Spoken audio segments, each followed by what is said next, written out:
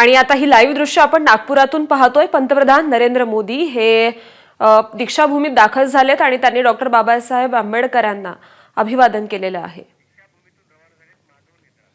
तर ते दीक्षाभूमीकडून आता माधव नेत्रालयाच्या पायाभरणीच्या कार्यक्रमाकडे आता रवाना झाल्याचं आपल्याला पाहायला मिळतंय। त्यांनी डॉक्टर बाबासाहेब आंबेडकरांच्या स्मृतींना अभिवादन केलं आणि आता तिथून दीक्षाभूमीवरून हा पंतप्रधान नरेंद्र मोदींचा दौरा आता माधव नेत्रालयाच्या इमारतीच्या पायाभरणीच्या सोहळ्याकडे आपल्याला जाताना पाहायला मिळतोय। आपण नागपुरातून ही दृश्य पाहतोय। पंतप्रधान नरेंद्र मोदींनी डॉक्टर बाबासाहेब आंबेडकरांच्या स्मृतींना अभिवादन केलं, त्याचबरोबर तेथील भिक्खूंचीही देखील भेट घेतल्याचं आपल्याला दिसतंय। पंतप्रधान नरेंद्र मोदी हे थोड्याच वेळापूर्वी दीक्षाभूमीत दाखल झाले होते। तेथे दीक्षाभूमीत डॉक्टर बाबासाहेब आंबेडकर यांच्या स्मृतींना त्यांनी अभिवादन केलं। या संपूर्ण दौऱ्यात पंतप्रधान नरेंद्र मोदींसोबत राज्याचे मुख्यमंत्री देवेंद्र फडणवीस, त्याचबरोबर केंद्रीय मंत्री नितीन गडकरी, सरसंघचालक डॉक्टर मोहन भागवत आणि सरकार्यवाह दत्तात्रय होसबळे हे देखील उपस्थित असल्याचं पाहायला मिळतंय। पंतप्रधान नरेंद्र मोदी यांनी दीक्षाभूमी येथे डॉक्टर बाबासाहेब आंबेडकर त्याचबरोबर भगवान गौतम बुद्धांच्या स्मृतींना अभिवादन केलं। आणि आपण आपले प्रतिनिधी तुषार कोहळे यांच्याकडून या संदर्भात अधिकची माहिती घेऊया। तुषार, आता दीक्षाभूमीहून पंतप्रधान नरेंद्र मोदी हे माधव नेत्रालयाच्या इमारतीच्या सोहळ्याकडे निघालेले आहेत। पंतप्रधान नरेंद्र मोदी यांचा कॉन्वॉय अगदी काही क्षणाआधी दीक्षाभूमीमधनं निघाला आणि तो माधव नेत्रालयाच्या ज्या इमारतीचं भूमिपूजन आहे तिथे गेलेला आहे। जर का आपण बघितलं तर पंतप्रधानांचा कॉन्वॉय इथे दीक्षाभूमी चौकामध्ये जेव्हा आला होता तेव्हा तो थोडा स्लो झालेला होता, कारण की त्यांना याची कल्पना होती की अवतीभोवती लोक त्यांच्या स्वागतासाठी थांबलेले आहे। त्यांनी हात हालून त्या सर्व लोकांचं उपस्थितांचं अभिवादन केलं। निश्चितच हा अत्यंत महत्त्वाचा क्षण होता, कारण की पंतप्रधान नरेंद्र मोदी यांनी पहिल्या टप्प्यामध्ये सकाळला दीक्षाभूमीला जाणं आणि त्या संघ मुख्यालयामध्ये जाणं, संघभूमीमध्ये जाणं आणि त्यानंतर दीक्षाभूमीमध्ये येणं हा निश्चित एक ऐतिहासिक क्षण असा म्हणावा लागेल, कारण की दोन मतभिन्न असणाऱ्या वेगवेगळ्या विचारधारा आहे आणि दोन विचारधाराचे हे शक्ती केंद्र आहे।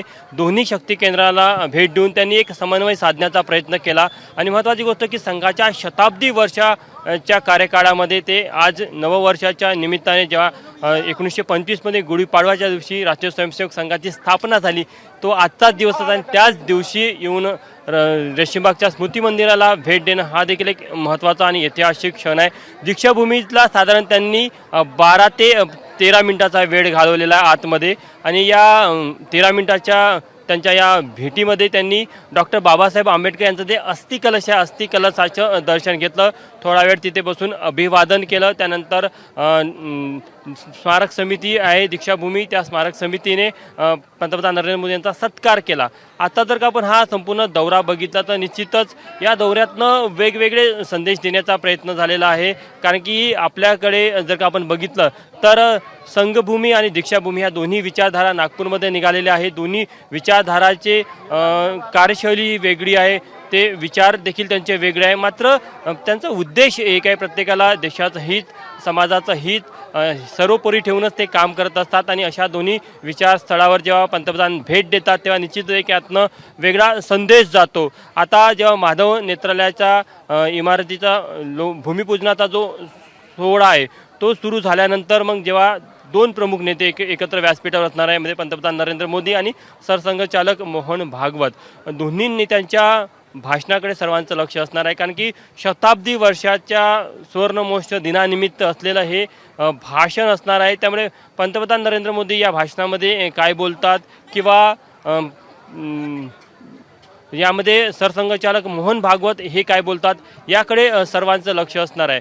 आपण आजचा नागपूरचा जो दौरा बघितला, या दौऱ्यामध्ये आणखी एक महत्त्वाचा विषय होता, तो मध्ये पंतप्रधानांच्या दौऱ्यानिमित्त ज्या प्रकारे जागोजागी भारतीय जनता पक्षाच्या वतीने स्वागताचं एक नियोजन केलेलं होतं आणि फक्त भारतीय जनता पक्षाचे कार्यकर्ते त्या ठिकाणी स्वागताला आले नव्हते, तर वेगवेगळ्या सामाजिक संस्था असेल, वेगवेगळे सांस्कृतिक संस्था असेल, त्यांना देखील इथे स्वागतासाठी बोलावण्यात आलेलं होतं आणि कुठेतरी हा सर्वव्यापक सर्वसमावेशक हा संपूर्ण पंतप्रधानांचा दौरा व्हावा यासाठी देखील भारतीय जनता पक्षाने नियोजन केलेलं होतं आणि या दौऱ्याच्या माध्यमातून एक संदेश देण्याचा प्रयत्न आहे की संघाने शताब्दी वर्षामध्ये जे वेगवेगळे उपक्रम आपल्या मागच्या वर्षभरामधनं त्यांनी केलेले होते आणि त्या माध्यमातून एक सामाजिक समरसतेचा एक संदेश त्यांनी दिलेला होता.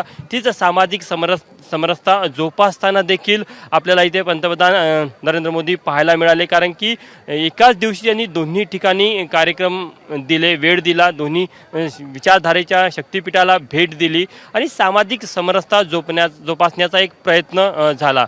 या संपूर्ण दौऱ्याच्या पार्श्वभूमीवर जे महत्त्वाचे आपल्याला वेगवेगळे या संपूर्ण दौऱ्याचे कांगोरे आपल्याला पाहायला मिळतात किंवा वेगवेगळ्या लेयर्सवर याची जी चर्चा होताना दिसते, त्यामध्ये सरसंघचालक मोहन भागवत यांच्यासोबत जेव्हा विचारभूमीमध्ये रेशीमबागच्या स्मृती मंदिर स्थळावर जेव्हा चर्चा होत होती, तेव्हा त्यांच्यातला तो दोन नेत्यांमधला जे एक बॉडी लँग्वेज होती ती देखील तुषार, नरेंद्र मोदींचा हा दीक्षाभूमीचा दौरा देखील महत्वाचा आहे. आता आपण हे दृश्य बघतोय की पंतप्रधान नरेंद्र मोदी यांनी डॉक्टर हेडगेवारांच्या स्मृतींना अभिवादन केल्याच्या नंतर हेडगेवार स्मृती भवनात हा अभिप्राय लिहिलेला आहे. परम पूजनीय श्री डॉक्टर हेडगेवार और पूज्य गुरुजी को शत शत नमन असा प्रकारचा हा अभिप्राय त्यांनी पंतप्रधान नरेंद्र मोदी यांनी विस्तृतपणे लिहिलेला आहे. उनकी स्मृतियों को संजोते इस स्मृति मंदिर में आकर अभिभूत हूं असंही लिहिलेलं आहे. भारतीय संस्कृति, राष्ट्रवाद और संगठन शक्ति के मूल्यों को समर्पित ये स्थली हमें राष्ट्र की सेवा में.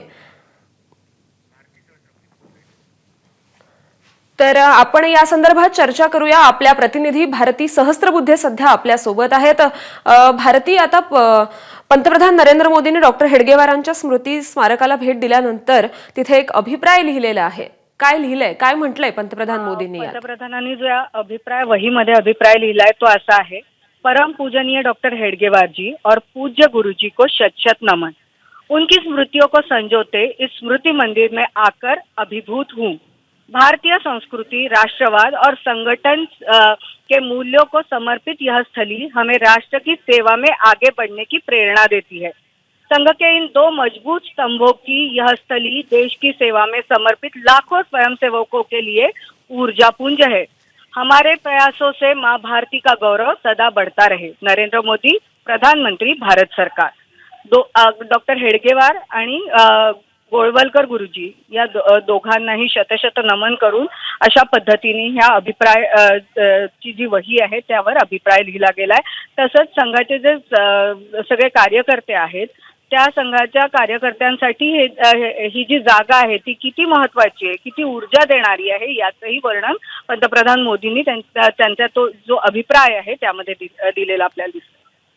हो, खरं भारती, मागील काही दिवसांमध्ये भाजप आणि संघ यांच्यामधील नातं नेमकं काय, त्यातील संबंध नेमके काय, याबद्दलच्या चर्चा घडलेल्या आपण पाहिल्या आणि आता त्यानंतर पंतप्रधान नरेंद्र मोदींचा हा अभिप्राय आता महत्वाचा आहे.